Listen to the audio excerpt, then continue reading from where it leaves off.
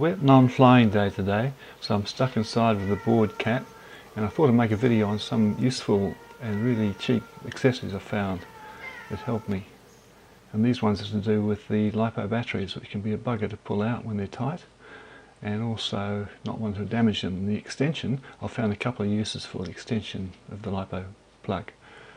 So to start with, here's a couple of my Bugs 3, MJX Bugs 3 batteries I've liberated from the case, and here's a balance charger. It's for balancing, it's for seeing your state of charge, that sort of thing.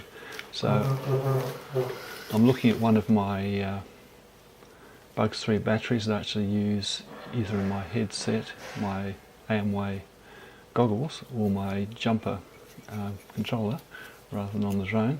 And here's the balance connector, sort of demonstrating the hassle it can be to undo it, though that one came out very easily. So this is the most expensive kit I've ever bought, but it's been really useful applying FPV both with the little indoor whoops and with the MJX Bugs 3s. So here's one without a balance plug protector on it, and I'm just pulling it out of the connector. The connector with the AMWay will take lots of different multi-cell batteries, not just the 2S type that I tend to favour, 7.4 volt ones. So I pull it out, and here's the packet. Here's the way the balance protectors come in their packet.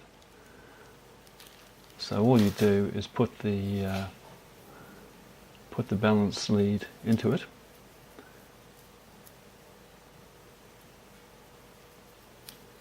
line it up with the wires coming out the back, and then just clamp it together and it just clicks together. It can take a bit of fiddling the first one you do, but after that you rapidly get the idea. And what that means, you've got a good surface to pull on to pull it out, and you don't have to get your fingernails onto a little bit of plastic to try and ease it out. So here's a few examples of ones I've done. That's a different kind of battery. I use a Dean's plug on and an adapter to connect it to the Bugs, and that comes out of my little foamy aeroplane. So various uses, and I've even put one on the balance plug extender cable that I plug into the side of the voltage checker and balancer and discharger unit that I bought for about $12 some time ago, which is another good buy, another good piece of kit.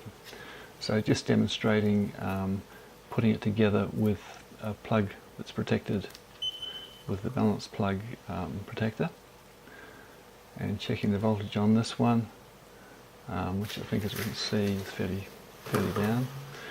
And that's the packet that the balance plug extenders come in.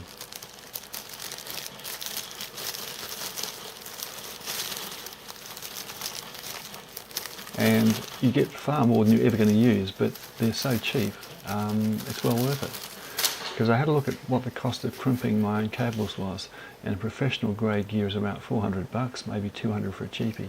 So the idea of crimping your own tiny cables is just not, doesn't make any sense. So here's my jumper, the second edition, which had a couple of ports on the motherboard, which was really poor design.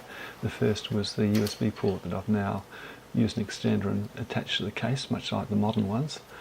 And the other point of weakness is the fact you plug in the balance plug to the battery, to the motherboard, to power the thing. So naturally I've used one of those balance plug extender cables, so I can have a permanent plug-in on the motherboard and just unplug the battery when it's time to change the battery. Fortunately, there's plenty of room in there to have the cable. Originally I was going to cut the cable down, but I didn't need to. So that's worked out pretty well. So I've disconnected the balance plug from the battery, but left it attached to the motherboard. Just pulling out the battery, and there we have it. Another good use for a cheap cable. And I haven't put the balance plug protector on this battery yet. So here's some weather thoughts that I hope will prove useful, even if you're using slightly different kit from me. So bye for now, as I contemplate the rain and whether I'm going to fly a tiny whoop. See you next time.